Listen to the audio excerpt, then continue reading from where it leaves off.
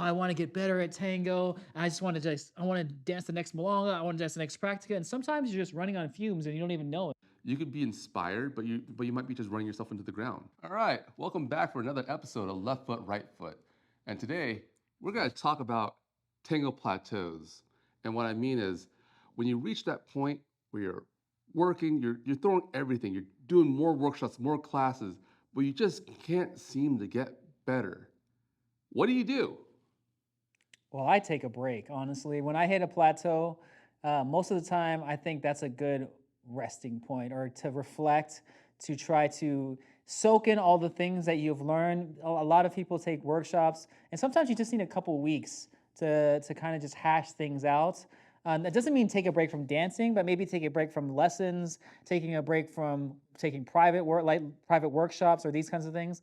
I think that helps because I think sometimes the burnout is just you're just trying to make something happen and you're just forcing something to happen. And whenever you force something to happen, it's never good. Yeah, like you're trying to like shove like Yeah. a square peg into a round hole. Yeah, it just never You happens. know, actually, I'm gonna go with your first suggestion. Like, I mean, maybe it's time to take a break. You Mm, know, I'm not saying like long extended. I'm not gonna do tango for another year. mm. But what I'm saying is, maybe go on a vacation. You know, like, and not a tango vacation, like a real vacation. Go to Hawaii. Go to like, do something different because I think tango is a marination process. You know, you can't just go out there and think, oh, I can just shove all this stuff in. I can continue learning, and I'm I need more than just maintenance. I'm gonna, I need another class. I need an eighth day of the week to actually learn something. I think, you know, when you have that kind of attitude or mentality, it's like you end up working harder and not working smarter.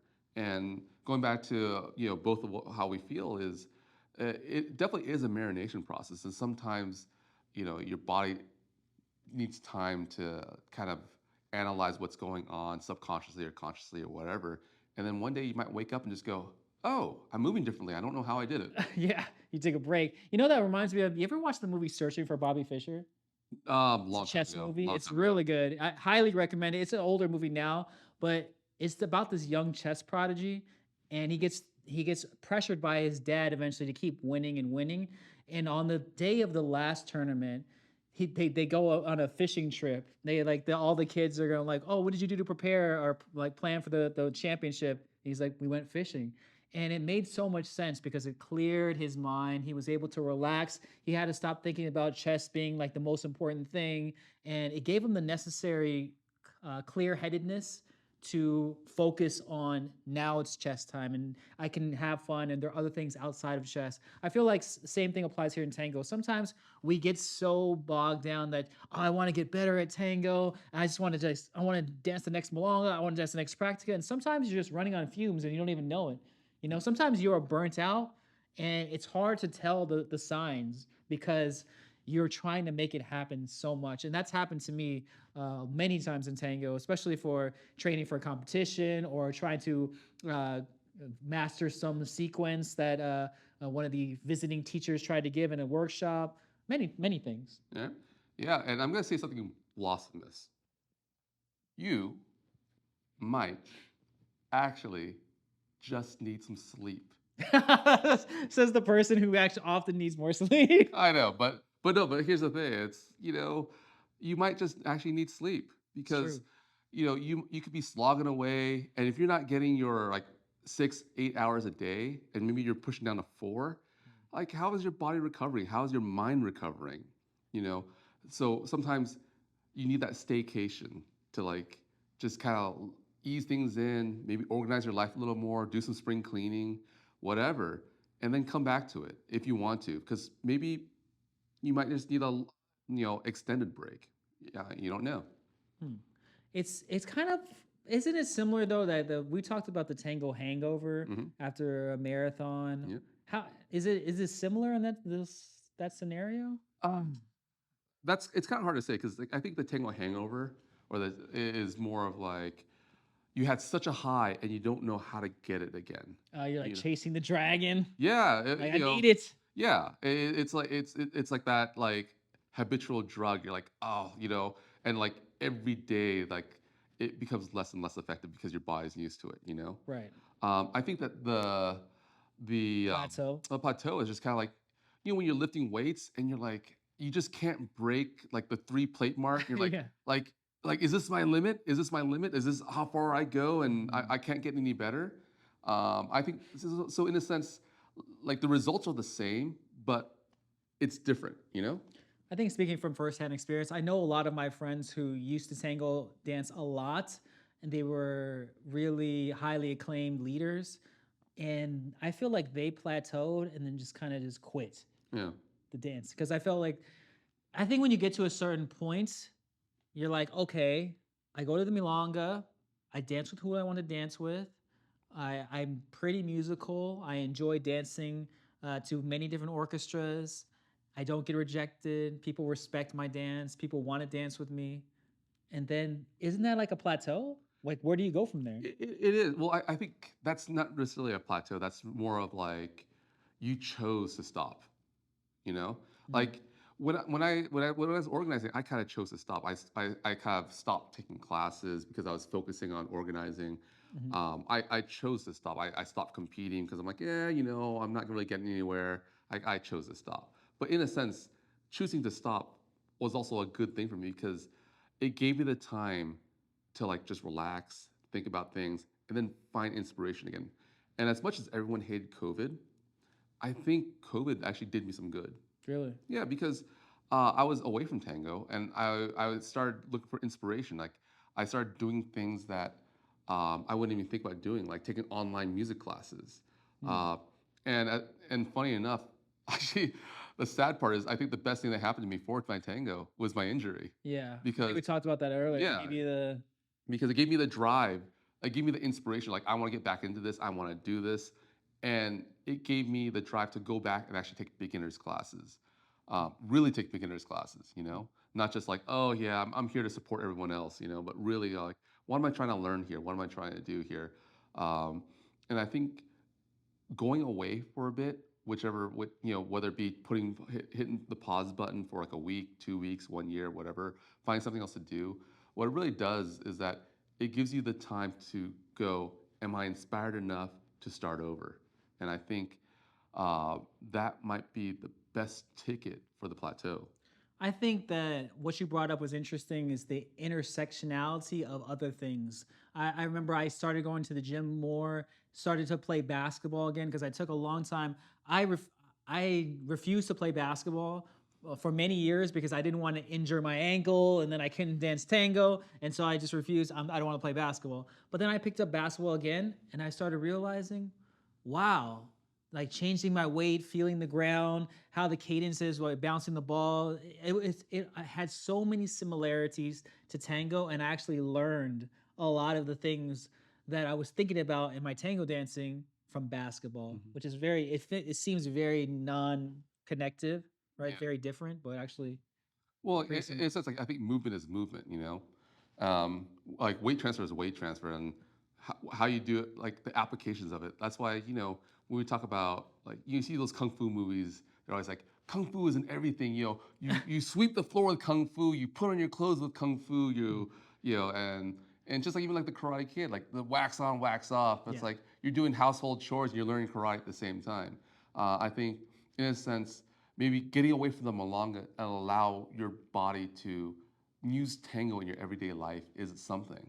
I went on a big Bruce Lee binge at one point. Really? Yeah, I just watched all of his philosophies, all his sayings, all his talks, because the basics ones that most people know is like be like water, all those things. But Mm. there's many more other philosophies that he talked about that was like, if you just change fighting to tango, it's the same thing, right? You just switch those words out and you apply what he's saying about Mhm. like natural, like finding, like don't care about the style and style being stylish and all these things.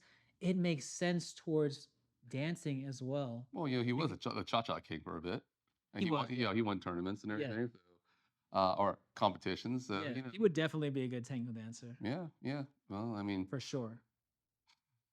Bruce and Brandon, you know, Yeah. lost for the tango community, who could have been, What could have been? what could have been, Yeah. true masters. But going back to plateauing, I mean, do you think also like, do you think strength plays a role in plateauing. Like you need a certain amount of strength to do a certain movement.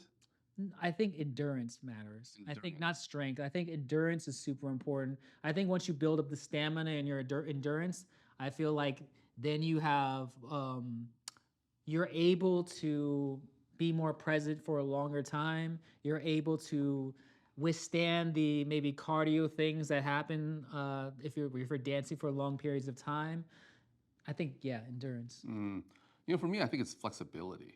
Really? Yeah, because especially if you like, Because I find so many people that are like the yoga instructor or the, you mm, know, whatever. And I feel like that sometimes hinders their tango mm, because they're too flexible or they think they are being flexible and they're actually not, right? Or they think they are using their core and moving their axis and they're not sometimes, right? yeah, but I mean, for me, I think it's because I'm very inflexible, and that's kind of nervous.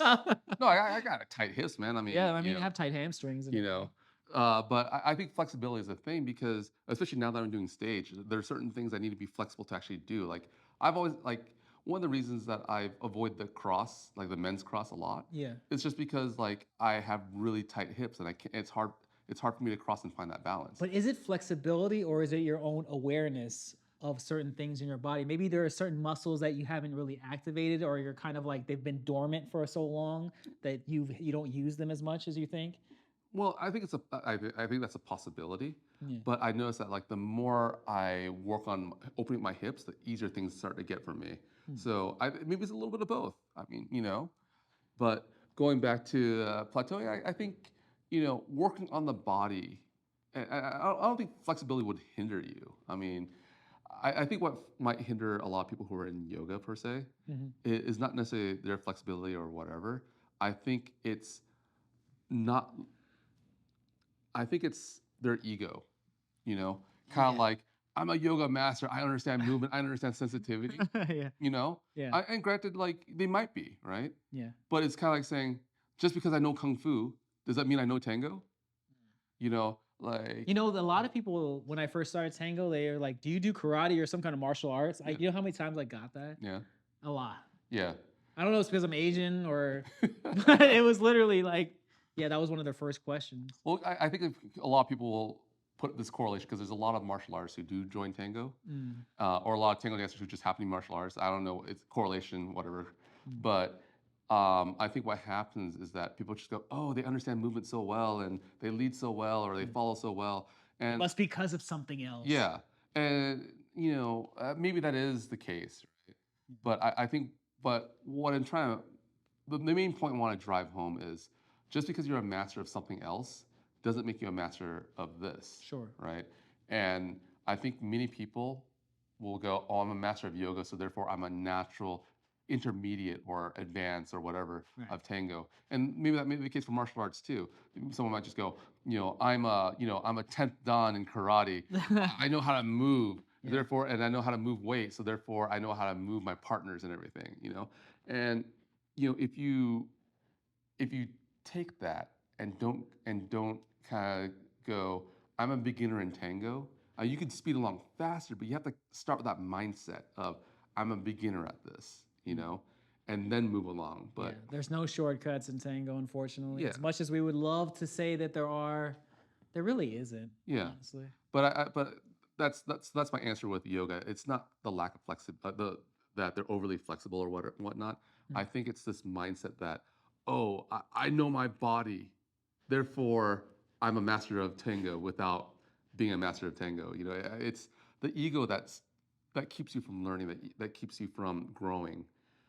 So I'd say it's that more than yoga that stops them. What about people who get inspiration from watching videos to get out of their quote unquote plateau? Mm, Like they get inspired, they like, oh, they did some fancy move. I want to learn that yeah. because of a performance they saw at a festival or on YouTube. Sure. I mean, you know what? I think inspiration is a good thing to get out of a plateau, but I think the other thing is recognizing when you need to take a break because no matter how much inspiration you have, if part of discipline is knowing also when to stop. You That's know, hard. because That's the most because difficult. everyone talks about work ethics. Oh, I have a strong work ethic. I'm 24/7 this. Yeah, but they It's like don't rest and recover. yeah, and I think that's part of the work ethics is is allowing that recovery time, allowing that rest time, allowing that time for the information to marinate in your body. Hmm. So, uh, yeah, I think that's definitely a big thing. And you could be inspired, but you might be just running yourself into the ground. You might just be pushing that button for more frustration.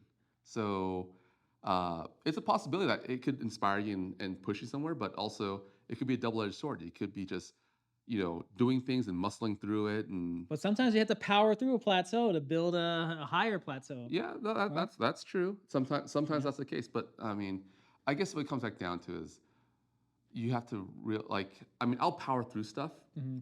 right? And I might do it one, two, or three times. After the third time, it's like, okay, maybe it's time to take a break, you know? Because like sometimes you can't just power through stuff, and you can't just sometimes some things require a little finesse, Yeah. and sometimes some things require a little blunt force. You know, I'm very much a brute force type of guy. Like Yeah. I gotta hammer this stuff out, whatever.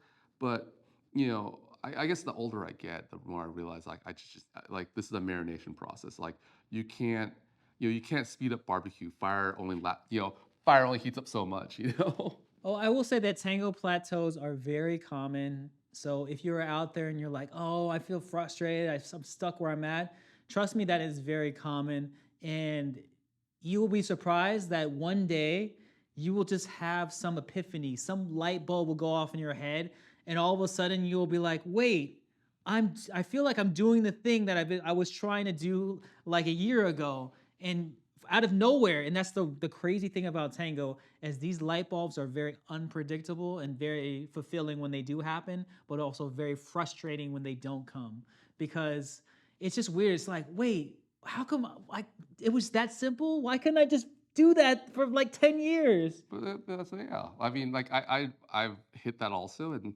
sometimes it's just you just need it to marinate in your body. Yeah. You know, I mean, you decide what's right for you. I mean, this is just our advice. This is what's worked for us. Sometimes sometimes we have conflicting advice. Sometimes it's like, "Oh, maybe we should just power through it. Try both ways and see what works." Yeah, tango is full of contradictions, as most of you know. If you take a lesson, someone will say it's like this, another teacher will say it's like this, and they're actually both probably right. It depends on your circumstance, depends on where you're at with your tango, depends on what you are trying to overcome. And so that's the funny thing about tango. That it's not black and white. There's a lot of gray area. Yeah, and it's definitely not one size fits all. Was I- No, because it was like, oh, it's all salon. Salon is tango. Like, no, no, no, man. There's a lot more than just salon. As much as I love salon and we compete in salon, it's not the end all be all. Hmm. All right. All right. Well, if you have any comments or questions on your own Tango plateau, we would love to hear them in the comments section. Let us know, because everyone's plateau is obviously different. Some last longer than others, and we would like to know: do you have those Tango epiphanies to get out of your plateau, and what do you do to break out of this phase or Tango plateau for yourself? We would love to know from all of you. But thank you all for watching, and we will catch you on the next one. Well, since our first time doing viewer mail, we've gotten so much more mail, and we really appreciate all of you who have actually taken time to send us physical mail. It's been actually mind-blowing to get all these envelopes, because no one sends envelopes anymore. It's 2024. We decided to pick this one out of the pile, and Rob has it right there for you. Dear Derek and Rob, big fan. Love the podcast. I've been together with my partner for 5 years now. We've competed and traveled together. Lately, all of our practices has ended up as a screaming match. It seems like we don't see eye to eye anymore. I'm really trying to save this relationship. What should I do? Ken. Well, Ken, I've been there, well, not nearly as long, but I will say that a tango partnership is very special. It's very hard to find a partner, and you've been with this partner for 5 years. That is not a short length by any means. And so know that in every relationship, there's gonna be some rough patches, right? Embrace that. Like, use this new, sometimes there are times where there's gonna be rage, and that's a good thing sometimes, because you're passionate, right? If you weren't passionate, you wouldn't care anymore. And so, because you have that fire still and you have those screaming matches, don't look at it as a negative thing. Actually, it's actually something positive. There is something there, and you've been traveling together, so you know you've been through a lot. Like, think about all the hardships that you've been through. Think about all of the places you've been through and traveled. Right? You're. It is a very difficult task to just start over. Just try to find the silver lining in this one. I would say that your partnership after 5 years, especially traveling and teaching together, it's worth saving. And I'd say just because you have a couple screaming matches, work through that, right? That's nothing. At the end of the day, it's just a little bit of disagreements. Communicate, ask her, all right, maybe she has something else on her mind that's really bothering her. And so maybe you have to work as a detective to find those things out. And I definitely think it's still salvageable.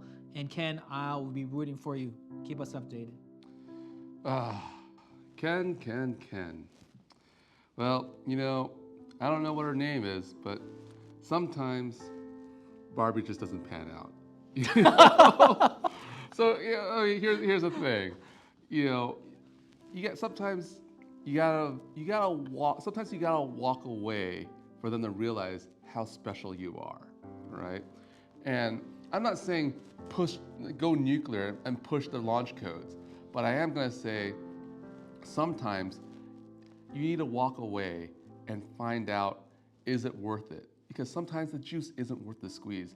Yes, you had 5 years. Appreciate those 5 years. They're good, long 5 years. There's nothing wrong with that. But sometimes things just run its course. And, maybe deep down inside, maybe that's why you're having these arguments, that that it's run its course. So that's for you to decide. I mean, is it worth saving or has it run its course? And I don't know that, but I do know that, I've got out an 8-year relationship and that's just run its course. So we're both happier now. We're both still friends, but sometimes it's time to it's trying to put things out to pasture. Oh my gosh. No, and you know what? Out there are greener fields, and you might just land on a newer model. Oh my god. What are you trading in for an upgraded model? Hey, you know what? Get it a new iPhone that's coming out. Sometimes. You got your 2-year wait. Yeah. But here's the thing. Sometimes it's a fixer-upper. You go out there. It might not be the best spanking thing, but there's a lot of joy you can get out of a fixer-upper, and it's not necessarily a new model, but yes, sometimes you need to walk away and just search for greener pastures. Thank you for watching Left Foot, Right Foot. Don't forget to click the subscribe button and that notification bell so you can keep up to date with us with each of our new releases. Thank you all so much. We are so close to 500 subscribers, and we plan to do a giveaway once we reach that mark. It's been such a tremendous journey so far on this YouTube platform, and we have all of you to thank. So thank you so much, and we're going to keep this momentum going.